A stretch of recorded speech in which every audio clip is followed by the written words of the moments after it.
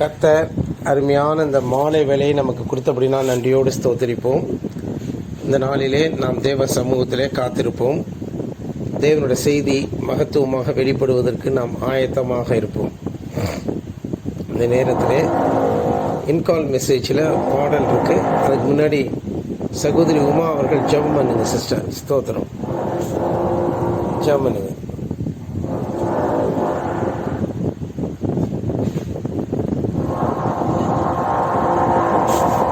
ஜெபம் பண்ணுங்க. அப்பா வைத்திருக்கிறோம். இந்த அருமையான சாய்கிழமை சமூகத்தில் வந்திருக்கிறோம். அப்பா சூத்திரம். அப்பா வைத்திருக்கிறோம், அப்பா வைத்திருக்கிறோம், அப்பா வைத்திருக்கிறோம். இந்த சாய்ந்த வேலையிலே அப்பா எங்களை ஆசீர்வதியும் நல்ல வார்த்தைகள் பலனிலிருந்து நாங்கள் பெற்றுக்கொள்ளவும் அவைகள் எங்கள் வாழ்க்கையில மிகுந்த பலனை அளிக்கவும் அப்பா ஸ்தோத்திரம். நாங்கள் அவர்கள் மிகவும் விசுவாசிக்கவும் எங்களுக்காக செய்யும். விசுவாசிக்கிறவனுக்கு எல்லாம் கூடும். அப்பாவை துதிக்கிறோம், அப்பாவை துதிக்கிறோம். விசுவாசம் இல்லாமல் தேவனுக்கு பிரியமா இருப்பது கூடாத காரியம் ஐயா. அப்பா ஸ்தோத்திரம். நாங்கள் மிகுந்த மன உண்மையும் தேவன் மீது நம்பிக்கையும் விசுவாசம் உடையவனாக காணப்பட அனுகிரகிக்கிறோம். இந்த நாளில் இந்த செய்தியானது அப்பா சர்வ லோகத்துக்கும் சர்வ சிருஷ்டிக்கும் செல்லட்டும். அப்பா ஸ்தோத்திரம். அப்பாவை துதிக்கிறோம், அப்பாவை துதிக்கிறோம், ஸ்தோத்திரிக்கிறோம், ஸ்தோத்திரிக்கிறோம், ஸ்தோத்திரிக்கிறோம். வானத்திலிருந்து பொழிகிற மழையானது எப்படி வெறுமையாய் திரும்பாமல் தான் அனுப்பப்பட்ட நோக்கத்தை நிறைவேற்றுமோ அவ்வண்ணமாகவே இந்த வார்த்தைகள் அப்பா எதனால் கொடுக்கப்படுகிறது, எதற்காக கொடுக்கப்படுகிறதோ அந்த நோக்கத்தை அதை நிறைவேற்றத்தக்கதாக இந்த வேளையிலே ஆவியானவர் உங்களுடைய ஆசீர்வாதத்தை இந்த வார்த்தையோடு நீ கூட்டி கொடுத்து நீக்கு கிரியை செய்ய வேண்டும் என்று கெஞ்சுகிறோம். அப்பா ஸ்தோத்திரம். இந்த செய்தியை கேட்கிற ஒவ்வொருவருக்குள்ளும் பெரிய மன நிறைவு, சமாதானம், மகிழ்ச்சி, சந்தோஷம் எல்லாம் உண்டாயிருப்பதாக அப்பா ஸ்தோத்திரம். அப்பாவை துதிக்கிறோம் இயேசுவின் நாமத்தில் பிதாவே, ஆமேன். ஆமேன். கர்த்தருடைய பரிசுத்த நாமத்துக்கு ஸ்தோத்திரம். இன்கால் மெசேஜில் பாட்டு இருக்கும், அது பாடுவோம்.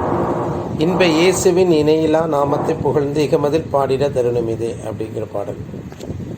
இன்ப இயேசுவின் இணையிலா நாமத்தை புகழ்ந்தே இகமதில் பாடிட தருணம் இதே. இயேசுவை போல் ஒரு நேசரில்லை, இன்றும் என்றென்றும் அவர் துதி சாட்டிடுவேன். இயேசுவை போல் ஒரு நேசரில்லை, இன்றும் என்றென்றும் அவர் துதி சாட்டிடுவேன். நித்தியமான பர்வதமே உந்தனில் நிலைத்திருப்பேன். நீங்கிடாதென்னை தோளின் மேல் சுமந்தே நித்தம் நடத்துகிறீர்.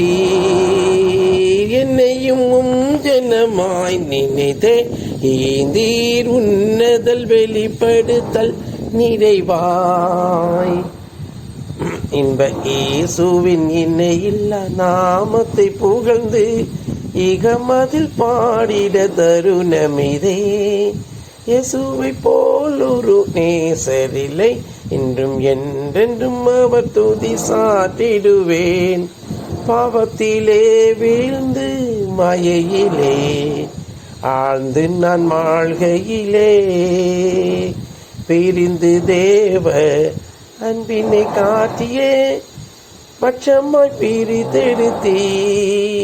பரிசுத காவதற்காய் மிக பரலோக நன்மைகளால் நிறைத்தீர்.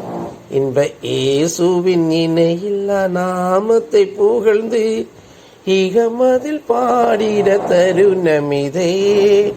இயேசுவை போல் ஒரு நேசரில்லை, இன்றும் என்றென்றும் அவர் துதி சாட்டிடுவேன். மானானது நீரோடைகளை வாஞ்சித்து கதரும போல் எந்த நத்துமா உன் பொன்முகம் காணவே வாஞ்சித்து கதறிடுதே. வானிலும் இந்த பூமியிலும் நீர் என் வாஞ்சைகள் தீர்ப்பவராய் நினைத்தே. இன்ப இயேசுவின் இணையில்லா நாமத்தை புகழ்ந்து இகமதில் பாடிட தருணமிதே. இயேசுவை போல் ஒரு நேசரில்லை, அவர் துதி என்றென்றும் சாற்றிடுவேன். ஆர்ப்பரிப்போடே தோத்தரிப்போம், அன்பரை உளம் கனிந்தே. அற்புத ஜெயம் இந்திரே அளவில்லா ஜீவனை அளித்தே. அல்லேலூயா துதி கன மகிமை நாமத்திற்கே நீதம் சாற்றிடுவோம். இன்ப இயேசுவின் இணையில்லா நாமத்தை புகழ்ந்து இகமதில் பாடிட தருணமிதே. இயேசுவை போல் ஒரு நேசரில்லை, என்றும் என்றென்றும் அவர் துதி சாற்றிடுவேன். கர்த்தருடைய பரிசுத்த நாமத்துக்கு ஸ்தோத்திரம் உண்டாகட்டும். இந்த மாலை செபத்தை ஆசீர்வாதத்தை கொடுத்தபடினா நாம் நன்றியோடு அவரை ஸ்தோத்திரிப்போம். அன்பானவர்களே, இந்த நேரத்தில் இப்படிப்பட்ட ஒரு சீரை பெற்ற ஜனம் பாக்கியம் உள்ளது. இப்படிப்பட்ட ஒரு சீரை பெற்ற ஜனம் மிகவும் பாக்கியம் உள்ளதாக தான் இருக்கிறது. சரி, இந்த நாட்களில் நாம் என்ன வார்த்தையை பார்க்க இருக்கிறோம்னா, போன தடவை என்ன பார்த்தோம் அப்படிங்கிறது போன சனிக்கிழமை பார்த்தது. எனக்கு அதனுடைய கண்டினியூட்டி. சரி, அந்த நேரத்தில் நீதிமான்களுடைய பாதை நடுப்பகல் வரைக்கும் அதிகமாய் பிரகாசிக்கிற சூரிய பிரகாசம் போல் இருக்கும். ஆமாம் அப்படின்னு சொல்லப்பட்டிருக்கு. நீதிமான்களோட பாதை நடுப்பகல் வரைக்கும் பிரகாசிக்கிற சூரிய பிரகாசம். நடுப்பகல் வரைக்கும்னா ஏஎம், ஆன்டி மெரிடியன், முற்பகல் என்று சொல்லுவோம். முற்பகல் அதாவது சூரியன் பிரகாசம். நம்ம எந்த வண்ணானாலும் வெளுக்க முடியாத அளவிற்கு நம்முடைய வஸ்திரம் பிரகாசிக்கும். அவருடைய வஸ்திரம் பிரகாசித்தது என்றெல்லாம் கேள்விப்படுறோம். அப்போ நீதிமான்களுடைய பாதை, நீதிமான்களுடைய வழி, நீதிமான்களுடைய நீதி. ஆமாம், நீதிமான்களுடைய நீதி நடுப்பகல் வரைக்கும் அதிகமாய் பிரகாசிக்கும். பாதை என்பது நீதியை குறிக்கும். அவர்கள் செல்லக்கூடிய வழி, வாழ்க்கை, அது சூரியனை போல பிரகாசிக்கும். அந்த சூரியன் வந்துவிட்டால் மற்ற எதுவுமே தெரியாது. அங்கே மற்ற நட்சத்திரங்கள் கூட காணப்படாது. அங்கே சந்திரன் இருந்தாலுமே கூட அந்த சந்திரன் கூட நானும். ஆமாம், அதே போல தான் இந்த உலகத்தில் இருக்கக்கூடிய மற்ற மனிதர்கள், ஞானிகள், தர்க்க சாஸ்திரிகள், மற்ற எல்லா விதமான சபைகளுமே அங்கே காணாமற் போய்விடும். ஏன்னா சூரியன் மாத்திரம்தான் அங்கே பிரகாசிக்கும். இதுதான் நீதிமான்களுக்கு தேவன் கொடுத்த ஒரு பாதை. ஆமாம், நீதிமான்கள் தேவனைப் போலவே மாறிவிடுவார்கள், இயேசு கிறிஸ்துவை போலவே மாறிவிடுவார்கள். அதுதான் நமக்கு தேவன் கொடுத்த மகா பெரிய கொடையாக இருக்கிறது. அதை நம்ம புரிஞ்சுக்கணும். அன்பானவர்களே, நம்முடைய நீதியை தேவன் பட்ட பகலை போல வெளிச்சமாக்குவார் என்று சொல்லவில்லையா? ஆமாம், பட்ட பகலை போல நம்முடைய நீதிகள் வெளிப்படும். இப்போ இந்த உண்மையான நீதி உள்ள கூட்டத்துக்கு எதிராக இந்த நாட்களில் பலவிதமான போலி சபைகள் உலகத்தில் இருக்கு. போலி மனிதர்கள். குறிப்பாக நான் சுரேஷை தான் நான் சொல்லுவேன். சுரேஷ் என்னன்னு கேட்டிங்கன்னா, இந்த நீதி உள்ள சபைக்கு எதிராக அவன் போராடுகிறவனாக இருக்கிறான். இந்த சபைகளை புகுந்து இங்கே இருக்கக்கூடிய ஜனங்களை அவன் கெடுத்து அவன் வழியில் கொண்டு போகலாம் என்றெல்லாம் அவன் ரொம்ப சதி பண்ணலாம், பிளான் பண்ணலாம். யார்? ஆனால் நல்லவனை கூட நடித்து அவன் அவ்வளோ வேலையில் செய்தான். பார்க்குறோம், இந்த சபையில் இருக்கக்கூடிய ஈனன் கோபாலை அவன் பிரித்து விடுறதுக்கும் பாண்டியனை குழப்பி விடுறதுக்கும் அவன் ரொம்பவே தன்னுடைய பிரயோகத்தை நிறைய பிரயோகம் பண்ணினான். அவன் நிறைய வார்த்தைகளை பிரயோகம் பண்ணினான். அவன் வாழ்க்கையில் எப்படி வாழ்ந்தான்? அவன் வாழ்க்கையில் எப்படியாவது தன் மனைவிக்கு பயப்படுகிறவனாக இருக்கிறான் அவன். ஆமாம், இன்றைக்குமே ஏன் மனைவிக்கு நம்ம பயப்படணும்? ஒருவன் மனைவி அவனை விட்டு போனால் போகட்டும். அவிசுவாசியான மனைவி, அவளோடு பிணைக்கப்படுவதற்கு நமக்கு எந்த விதமான ஏதுவும் இல்லை, எந்த விதமான ஆப்ளிகேஷன் இல்லை. நாம் ஏதோ தெரியாமல் அந்த வாழ்க்கையில் போய் மாட்டிக்கிட்டோம். அப்போ அவர்கள் பிரிந்து போனால் போகட்டும், லெட் தம் கோ. அதுக்காக நம்ம கிறிஸ்துவை விட முடியாது. அதாவது சுரேஷ் என்பவன் மனைவிக்காக கிறிஸ்துவை விட்டவன். ஆனால் அவன் இயேசுவை வணங்குறேன்னு அவன் சொல்கிறான். எப்படிப்பா நீ தேவனை அவரை நோக்கி கர்த்தாவே கர்த்தாவையும் கூப்பிட்டா அவர் மயங்கிடுவாரா? மத்தேயு 5, 6, 7 அவர் வந்து கடைசியாக முடிவாக அவர் வந்து தெளிவாக அவர் சொல்றாரு, என்னை நோக்கி நீ இயேசுவே இயேசுவே என்று சொல்லி என்னிடத்தில் நீ மணிக்கணக்காக ஜெபித்தாலும் வந்து சொல்லியிருக்கு.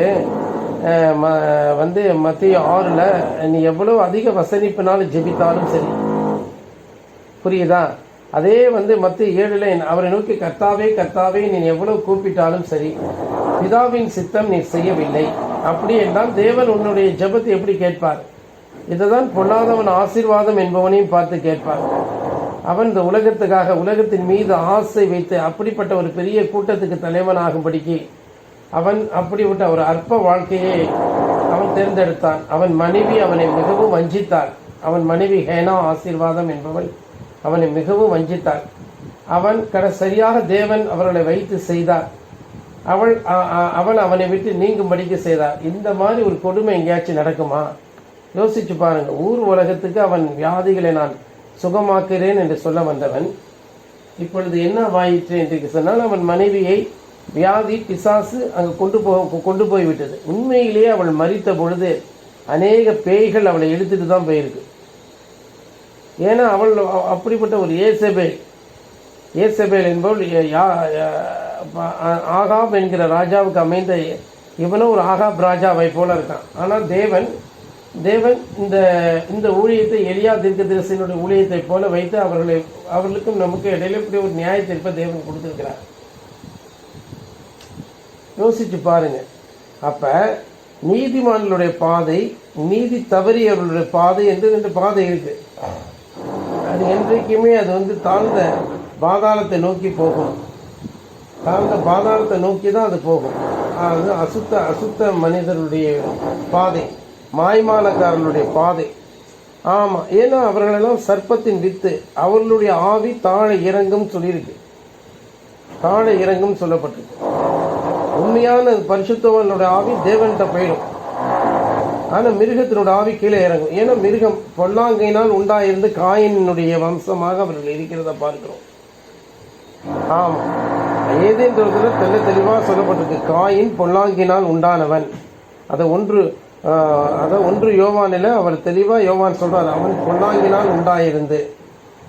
ஆமாம், நல்லா தெரிஞ்சுக்கொள்ளணும். இந்த உலகத்தில் பலவிதமான பிறப்புகள் இருக்கு.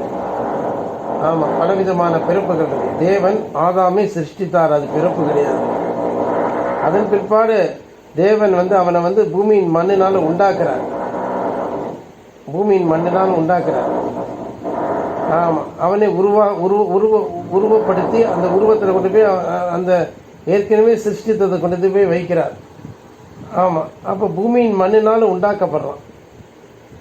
ஆமாம், சிருஷ்டிக்கப்பட்ட அவன் பூமியின் மண்ணினால் உண்டாக்கப்படுறான். பின்னாளிலே அவனுடைய மனைவி அவனுடைய விழாவிடமிருந்து எடுக்கப்பட்டு அவர்கள் இருவரும் வந்து வாழ்ந்த வாழ்க்கையிலே தேவன் விளக்கப்பட்ட கனியை அவள் சாப்பிட்டதாக நாம் காண்கிறோம்.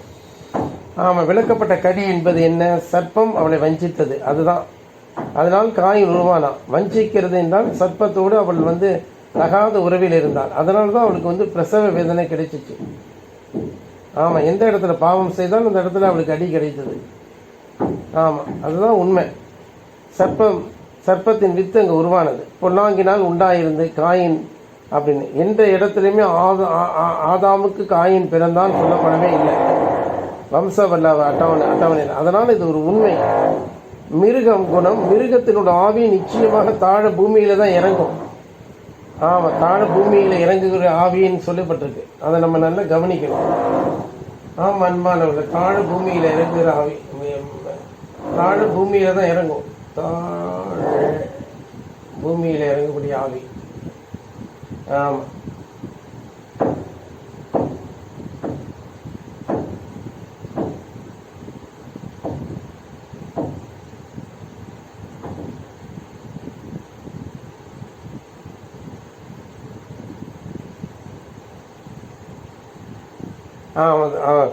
அந்த ஆவி வந்து பூமியில தான் இறங்கும்.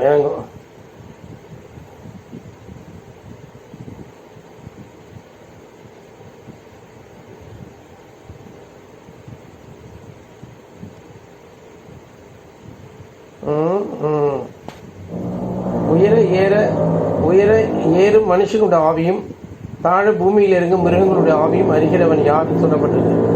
அப்ப தாழ பூமியில் இறங்கக்கூடிய மிருகங்களுடைய ஆவி, அப்ப மனுஷர்களில் மிருக குணம் உள்ளவர்கள் தாழ பூமியில தான் இறங்கணும். அந்த அடிப்படையில நிச்சயமாக ஹேனா என்பவள் அவள் தாழ பூமி, ஏன்னா அவள் மிருகத்தின் ஆவி தான் அவளோட ஆவி, அவள் கீழே தான் இறங்கி இருக்கணும். ஆசீர்வாதம் என்பவனும் அங்கேதான் சொல்ல இருக்கிறான். இன்றைக்கு மோகன் லாசரஸா இருந்தாலும் சரி, தினகரனா இருந்தாலும் சரி, அவர்களை போற்றக்கூடிய யாரா இருந்தாலும் கூட சரி, இன்னைக்கு அநேக பாஸ்டர்களுடைய ஆவியெல்லாம் மிருகங்களுடைய ஆவியாக தான் இருக்கு. அநேக பாஸ்டர்களுடைய ஆவி கீழே இறங்கும். ஏனென்றால் மிருகங்கள், மிருக குணமுள்ள மனிதர்கள் அவர்கள். இன்னைக்கு கிறிஸ்தவத்துக்கு எதிரி, முதல் எதிரிக்கு, உண்மையான கிறிஸ்தவத்தினுடைய முதல் எதிரி இந்த பாஸ்டர்களும் இப்படிப்பட்ட போலி சபைகளும் தான். ஆமா, அவனோட ஆவி கீழே தான் இறங்கும். அது தேவனிடத்துல ஒரு பொழுது போவதற்கு ஏதுவே இல்லை. ஆமா, அது தேவனிடத்துக்கு போவதற்கு ஏதுவே ஒரு ஏதுவும் அங்கு கிடையாது. ஆகவே இந்த செய்தியை கேட்டு நீங்கள் மனம் திரும்பி உணர்வடையுங்கள். ஏனென்றால் தேவன் இந்த சபைக்கு தேவன் அப்படிப்பட்ட ஒரு மேன்மையை கொடுத்திருக்கிறார்.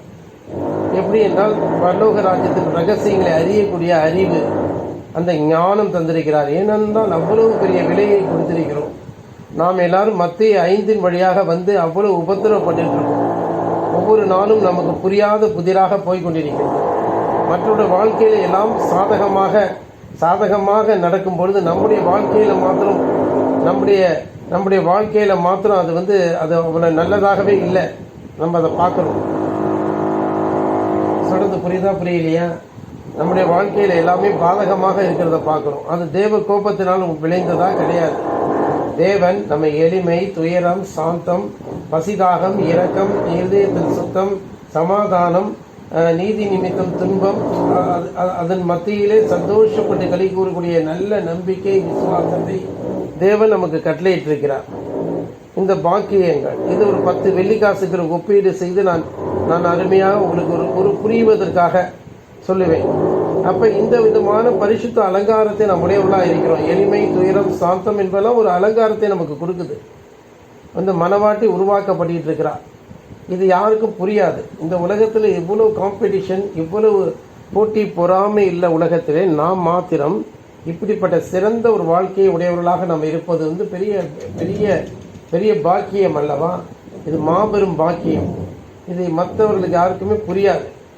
ஆகவே இந்த சபை ஜனங்கள் ஒரு பொழுதும் தளர்ந்து போகவோ சோர்ந்து போகவோ வேணாம். ஒருவேளை வியாபாரம் செழிக்காமல் போகலாம். உங்கள் பிள்ளைகள் தலையெடுக்க ஏதுவில்லாத ஒரு சூழ்நிலை இருக்கிறது போல போகலாம். நமக்கு எல்லா வருமானமும் அடைபடலாம். பிசாசானவன் அதை செய்வான். ஆம் அன்பானவர்களே, பிசாசானவன் அதை செய்யறதுக்கு ஏது உண்டு. நாம் அதை குறித்து கவலைப்படவோ கலங்கவோ வேண்டிய அவசியமே இல்லை. அவசியமே கிடையாது. ஆமாம், நாம் அதை குறித்து கலங்க வேண்டிய அவசியம். எல்லா வழிகளும் அடைப்போம். ஆனால் தேவன் ஒரு நிச்சயமாகவே நம்ம இராமல் போகும் முன்னே தேர்தல் அடையும்படிக்கு தேவன் தானாய் ரட்சிப்பார் என்பது நாம் பார்ப்பார். ஆம் அன்பானவர்களே, அந்த நேரத்தை தேவன் முன் குறித்திருக்கிறார்.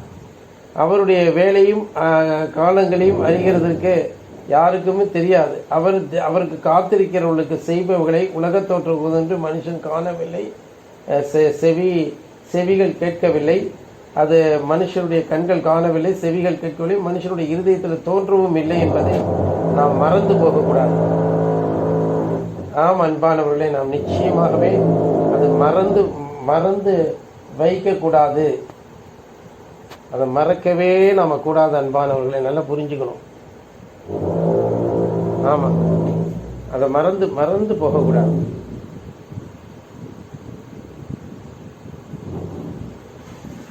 அது ரொம்பவே தேவன் என்ன செய்கிறார், அதை அற்புதமா வச்சிருக்கிறார்.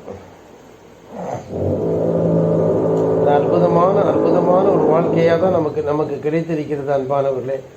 அதெல்லாம் புரிந்து கொள்ளணும். தேவன் நமக்கு செய்பவைகளை மனுஷ கண்கள் காணாது, மனுஷனுடைய செவி கேட்காது, மனுஷனுடைய இருதயத்தில் அது தோன்றாது. அதனால அவன் செய்தியாக அதை கொடுக்கவும் முடியாது. ஆனால் தேவனும் நமக்கும் அது ஆவியினாலே வெளிப்படுத்தி இருக்கிறார். அந்த பரிசுத்த ஆவியானவர் நம்மிடத்தில் இருக்கிறார். அவர் பெருமை உள்ளவர்களுக்கு எதிர்த்து நிற்கிறார் அன்பானவர்களே. அவர் அநியாயக்காரர்களுக்கு எதிர்த்து நிற்கிறார், அக்கிரமக்காரர்களுக்கு எதிர்த்து நிற்கிறார், அவர்கள் அகங்காரிகளுக்கு எதிர்த்து நிற்கிறார். ஆமாம், ஆகவே அவர்கள் தேவன் மீது நம்பிக்கை வைக்காமல் தங்களுடைய சொந்த சம்பாத்தியத்தின் மீதும் சொத்துக்கள் மீதும் உலக பிரகாரமாக அவர்கள் பலவிதமான முயற்சிகளை எடுத்து அதன் மூலம் சம்பாதிக்கிற சம்பாத்தியத்தின் மீது நம்பிக்கை வைக்கிறவர்களை பார்த்து அவர்களெல்லாம் தேவன் இகழ்கிறார். தேவன் அவர்களை பார்த்து இகழ்கிறார். சங்கீதம் 1 என்ன சொல்லுது? தேவன் ஒரு கட்டுப்பாடு விதித்திருக்கும் பொழுது பிதாவும் குமாரனும் அங்கே ஒரு கட்டுப்பாடு உலகத்துக்கு விதிக்கும் போது, அதாவது அவருடைய பிரமாணங்களை கொடுக்கும்போது அந்த கட்டுகள் என்ன? எளிமை, துயரம், சாந்தம் என்கிற கட்டுகளை, பிரிசனர் ஆஃப் கிரைஸ்ட், நாம் கிறிஸ்துவினால கட்டப்பட்டிருக்கிறோம். அந்த கட்டுகள் நமக்கு கொடுக்கப்பட்டிருக்கிறது. அதன் வழியாக அந்த முன் நியமிக்கப்பட்ட இடுக்கமான வாசல் வழியாக நாம் கட்டி இழுத்து வர போகிறோம். அந்த அன்பின் கயிறு அது ஒரு தேவனுடைய நுகமாக இருக்கிறது. வருத்தப்பட்டு பாரம் சுமக்கிறவர்களே, நீங்கள் எல்லாரும் நிறுத்தல் வாருங்கள், நான் உங்களுக்கு இளைப்பாறுதல் தருகிறேன் என்று சொல்லியிருக்கிற வண்ணமாகவே அது காணப்படுகிறது. அன்பானவர்களே, அதை நம்ம எத்தனை பேர் நம்ம விளங்கிக்கிறோம்? ஆமாம், வருத்தப்பட்டு பாரம் சுமக்கிறவர்களே, நீங்கள் எல்லாரும் என்னிடத்தில் வாருங்கள், நான் உங்களுக்கு இளைப்பாறுதல் தருகிறேன் என்ற வண்ணமாகவே தேவன் அன்பின் கயிறினாலே அவர் நம்மை கட்டி நம்முடைய சொந்த இஷ்டத்தின்படி செய்யக்கூடாதபடிக்கு அவர் நம்மை இழுத்து வருகிறார். அன்பானவர்களே, நம்மளை அவர் இழுத்து வருகிறார். அவர் அன்பின் கயிறினாலே கட்டி இழுத்து வரார். ஆமாம், சாதாரண ஒரு இது கிடையாது. ஆமாம், அப்படி அவர் இழுத்து வரார்.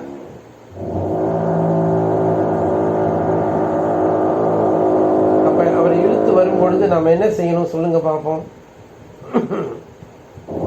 அவர் அன்பின் கயிறுனால நம்ம கட்டி இழுத்து வர்றதுனால அந்த அப்படிப்பட்ட ஒரு ஒரு ஒரு ஒரு இதை இழுத்து வர்றதுனால நம்ம எப்படிப்பட்ட ஒரு வாழ்க்கையை வாழணும் யோசிச்சு பாருங்க. ஆமா, எப்படிப்பட்ட ஒரு வாழ்க்கையை வாழணும், எப்படிப்பட்ட ஒரு வாழ்க்கையை நாம வாழ்ந்தாக வேண்டும். யோசிச்சு பாருங்கள், சிந்தித்து பாருங்கள். நாம எப்படிப்பட்ட ஒரு வாழ்க்கையை வாழ வேண்டும், நாம எப்படிப்பட்ட சிந்தையை உடையவர்களாக நாம் இருக்கணும். யோசிச்சு பாருங்களேன். கொஞ்சம் நமக்கு நற்புத்தி உண்டாயிருக்கிறதா? நம்ம நல்ல சிந்தனையோடு தான் வாழ்ந்துக்கிட்டு இருக்கோமா? நம்ம நல்ல எண்ணங்களோட தான் நம்ம வாழ்ந்துக்கிட்டு இருக்கோமா? நாம இன்னைக்கு கர்த்தர் நமக்கு கொடுத்த அந்த விசுவாசத்தை உறுதியாக நம்ம பிடிச்சிட்டு இருக்கிறோமா? நாம தேவன் சொன்ன அந்த பாதைகளை உண்மையாக நம்ம போறோமா? தளர்ந்து சோர்ந்து கலைத்து மறுபடியும் பின்வாங்கி போகிறோமா? இதெல்லாம் நம்ம பார்க்கணும். ஆனால் நாம உறுதியாக நாம் நிற்போம் என்றால் நிச்சயமாக இந்த சபையை பொறுத்த வரைக்கும் ஒரு உத்தமமான சபையாக இருக்குது. பிசாசு அவர்களை சோதித்து பலவிதமான வேதனைக்கு நேராக நடத்த தான் விரும்புகிறான். சுலகினால் அவன் புடைக்க விரும்புகிறான். ஆனால் விசுவாசம் ஒழிஞ்சு போகக்கூடாதுங்கிறதுக்காக ஆவியானவர் நமக்காக வேண்டிகிட்டு இருக்கிறார், பார்க்க கிடங்கா பெருமூச்சோடு. ஆகவே இந்த சபையை சேர்ந்த ஜனங்களே, சற்று நீங்கள் பொறுப்புள்ளவர்களாக இருங்கள். சோர்ந்து போகவே வேண்டாம். நம்முடைய பாதை, நம்முடைய நீதி பட்ட போகலை போல பிரகாசிக்கும். அப்பொழுது துன்மார்க்கர்கள் வெட்கமடைவார்கள், துன்மார்க்கர்கள் இருளடைந்து போவார்கள், அவர்கள் புகைந்து போவதை நாம் காண்போம். நீதிமான் அங்கே விசேஷமாய் காணப்படுவதை நம்ம பார்ப்போம். நிச்சயமா. சரி, இந்த இடத்துல இருக்கிற அந்த வசனத்தை தான் நம்ம போய் பார்ப்போமே. அந்த எந்த வசனம்? அந்த இடத்துல என்ன சொல்லப்பட்ட? நீதிமொழிகள் 4:18 இல்லையா? 4:18 எங்க சொல்லியிருக்கு? 4:18 அதை மட்டும் வாசிச்சுட்டு அந்த பிரமாணங்களை நம்ம கைப்பற்றதுக்கு பிரயாசப்படுவோம்.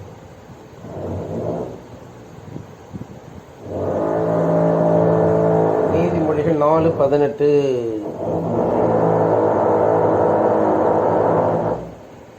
4:5 4:18 தான் நேத்திக்கு தான் அனுப்பிச்சோ. ஆமாம், நேற்று 4:18. இந்த பகுதிக்கு போக வேண்டிய அவசியம் நமக்கு இருக்கிறது. பார்ப்போம். 4:18.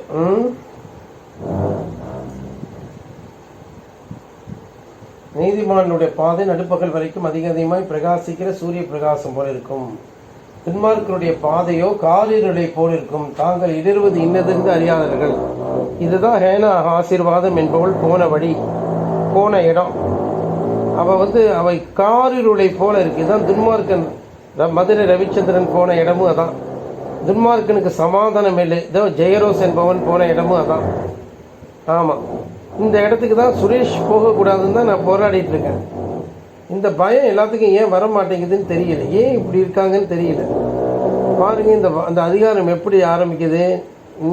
நீ உன் தகப்பனுடைய போதகத்தை கேட்டு புத்தியை அடையும்படி கவனியுங்கள்.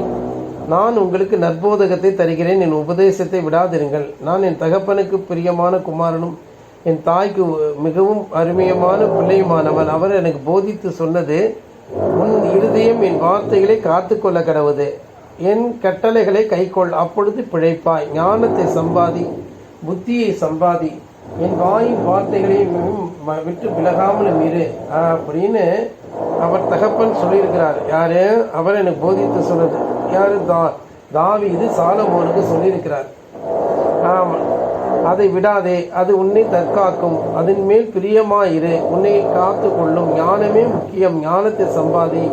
எண்ணத்தை சம்பாதித்தாலும் புத்தியை சம்பாதித்து கொண்டு, இந்த ஞானத்தையும் புத்தியை எப்படி நம்ம சம்பாதிக்க முடியும் என்பார்களே. இந்த ஞானமானது தேவனுடைய சிருஷ்டிப்பின் ஆதியாக இருக்குன்னு நம்ம பார்க்கிறோம். ஆமாம், தேவனுடைய சிருஷ்டிப்பின் ஆதியாக இருக்கிறது நம்ம பார்க்கிறோம். அப்ப கிறிஸ்துவும் மனவாட்டியும் அவர்கள்தான் ஆதி. தேவன் ஆதியாக இருக்கிறார், மனவாட்டி அவருடைய விழா அவருடைய மாம்சத்துக்கும் உரியவளாக இருக்கிறார். ஞானம் என்பது அவருடைய மனவாட்டின்னு நாம் எடுத்துக்கிறோம். அதுதான் நான் சொல்றேன், அதுதான் ரொம்ப எளிமை, ஈஸி. ரொம்ப மத்திய 5 தான் இந்த ஞானமாக இருக்கிறது. எளிமையும் துயரமும் சாந்தமும் நம்மை நாமே தாழ்த்துவதும் நம்மை நாமே மறைத்துக் கொள்வதுமாகவே அது இருக்கிறது. ஆமாம், அதை நம்ம நல்லா புரிந்துப்போம், நல்லா புரிந்து செயல்படுவோம். ஆமாம், நம்ம நல்ல விதமாக அதை நம்ம புரிந்து கொள்ள வேண்டும். நல்ல விதமாக நம்ம சிந்தித்து அந்த மேன்மையை நம்ம அடையணும். கர்த்தருடைய பரிசுத்த நாமத்துக்கு ஸ்தோத்திரம் உண்டாகட்டும். கர்த்தருடைய பரிசுத்த நாமத்துக்கு மிகுந்த ஸ்தோத்திரங்களை நாம் ஏறெடுப்போமாக. கர்த்தருடைய பரிசுத்த நாமத்துக்கு மிகுந்த ஸ்தோத்திரங்களை நாம் ஏறெடுப்போம். ஆமாம், இந்த நேரத்தில் தேவன் அப்படிப்பட்ட ஒரு மேன்மையை தான் நமக்கு தர ஆசையா இருக்கிறார். தேவன் அப்படிப்பட்ட ஒரு மேன்மையை தான் தர ரொம்ப ஆசையா இருக்கிறார். இந்த ஒரு மேன்மையான காரியத்தை நாம் செய்வோம். அதாவது நாம் சரியாக போய்கொண்டிருக்கிறோம், நம்முடைய சபை சரியாக அது பற்றி பிடித்து போய் கொண்டிருக்கிறது. முழு உலகமும் தத்தளித்து கொண்டிருக்கிறது, முழு உலகத்தினுடைய சபைகளும் தத்தளித்து கொண்டிருக்கிறது, ராஜ்யங்கள் தத்தளிக்கிறது, சபைகள் தத்தளித்து கொண்டிருக்கிறது. ஆனால் நம் சபை மாத்திரம் உறுதியாக நிற்கிறது. நம் சபை மாத்திரம் உறுதியாக நிற்கிறது. இங்கே செய்தி பிரசங்கிக்கப்படுகிறது. செய்தியும் செய்தியாளரும் மனுஷகுமாரனும் கிறிஸ்துவுமானவர் ஆட்டுக்குட்டியானவரும் எல்லாமே இங்கே தான் உலாவிட்டு இருக்கிறாரு. இங்கே தான் முழு உலகம் முழு பரலோகமும் கவனித்து கொண்டிருக்கிறது. இந்த கிளைமேக்ஸை தான் பார்த்துட்டு இருக்கோம். பரலோகத்தில் 1/2 மணி நேரம் அமைதல் உண்டாயிட்டுன்னு சொல்லியிருக்கக்கூடிய அந்த ரகசியங்கள் இங்கே தான் காணப்பட்டு இருக்கு. இங்கே தான் தேவன் அந்த 10th விஷன் நமக்கு ஒரு கூடாரமின்றி தவிக்கிறோம். நம்ம படுகிற பாடுகள் தான் இந்த சபையை அப்படி ஒரு முற்று பெற்ற ஒரு சபையாக வைத்திருக்கிறது. இந்த சபையை விட்டு விலகினவர்கள் தவித்து கொண்டுதான் இருக்கிறார்கள். அவர்கள் நிம்மதியாக யாருமே இல்லை. ஆகவே இந்த நேரத்தில் தாமே நாம் மிகுந்த மனமகிழ்ச்சி அடைந்து இந்த செய்தியை பின்பற்றி வாழ நம்ம தலைப்படுவோம். அன்பானவர்களே, கர்த்தர் நம்மை ஆசீர்வதிப்பாராக. எங்கள் பிதாவே, இந்த செய்தியை கேட்கிற ஜனங்கள் ஒவ்வொருவரையும் நீர் ஆசீர்வதியும். ஆன்லைனில் கேட்கக்கூடியவர்களும் இந்த கூகுள் மீட்டில் கேட்கக்கூடியவர்களும் ஆசீர்வதிக்கப்படுவார்களாக. தேவ கரம் கூட இருக்கட்டும். இந்த வசனத்தில் சொல்லியிருக்கிறபடி நாங்கள் நீதிமொழிகளை, உள்ளர்த்தங்களை, ரகசியங்களை, மகத்துவங்களை, புதை பொருள்களை அப்படியே நாங்கள் பிரித்து கொள்கிறோம். எங்களை குறித்து தான் அது சொல்லப்பட்டிருக்கிறது. நாங்கள் எங்களுடைய தேவன் அவரை குறித்து சாட்சி கொடுக்கிறது என்று சொல்லி இந்த உண்மையான சாட்சியை பற்றி பிடித்து நாங்கள் இந்த தேவனை வணங்கி வாழ்த்துகிறோம். இதுக்கு இடையூறாக இருக்கக்கூடிய எல்லாமே அப்புறப்படுத்தப்படட்டும். இந்த ஊழியம் மிக மகா சிறந்ததாகவே காணப்படட்டும். இரட்சகரே, ஸ்தோத்திரிக்கிறோம். ஸ்தோத்திரிக்கிறோம் ஸ்தோத்திரிக்கிறோம் ஸ்தோத்திரிக்கிறோம் ஸ்தோத்திரிக்கிறோம் ஸ்தோத்திரிக்கிறோம் ஸ்தோத்திரிக்கிறோம் ஸ்தோத்திரிக்கிறோம் ஐயா ஸ்தோத்திரம். இந்த ஊழியம் மகா சிறந்த பாதையில் செல்லட்டும். யாரும் சோர்ந்து போக வேண்டாம். எல்லாரோட வாழ்க்கையில் இருக்கக்கூடிய குறைபாடுகளையும் குற்றங்களையும் நீர் மன்னித்து அவர்களை நிறைவாக்குவீராக. வறுமையும் தரித்திரமும் நீங்கி போகட்டும், கடிந்து கொள்ளப்படட்டும். நாளை தினம் ஆராதனை அது எங்கு நடக்க வேண்டும், தஞ்சையிலோ நாகபுரத்திலோ என்பதை நீர் தீர்மானிப்பீராக. யார் ஸ்தோத்திரம். தொடர்ந்து பெரிய காரியங்களை செய்வீராக. கனமும் மகிமையும் துதியும் எடுத்துக்கொள்ளும். ஆண்டவரே ஸ்தோத்திர. சபை ஜனங்களை நீர் பாதுகாத்து ஒவ்வொரு குடும்பங்களையும் ரட்சித்து இந்த குடும்பங்களுடைய எல்லா இடர்பாடுகளையும் நீக்கி போடும். வறுமை, தரித்திரம், வியாதி, பலகீனம் எல்லாம் நீங்கி பிள்ளைகள் தலையெடுக்கவும், குடும்பம் தலையெடுக்கவும், ஊழியம் தலையெடுக்கவும் கர்த்தர் அனுக்கிரகம் செய்வீராக. ஆண்டவரே, இதுக்கு எதிராக போராடுகிற எல்லா மனுஷர்களையும், பிசாசுகளையும், மாமிசங்களையும், எல்லா பொல்லாத இருளின் அதிகாரங்களையும், அந்தகாரங்களையும், வானமண்டலத்தில் பொல்லாத ஆவிகளையும் கடிந்து அப்புறப்படுத்தும். இயேசுவின் நாமத்தில் ஜெபிக்கிறோம் பிதாவே. ஆமேன், ஆமேன், ஆமேன். கர்த்தர் உங்களை ஆசீர்வதிப்பாராக. Praise the Lord, praise the Lord, praise the Lord.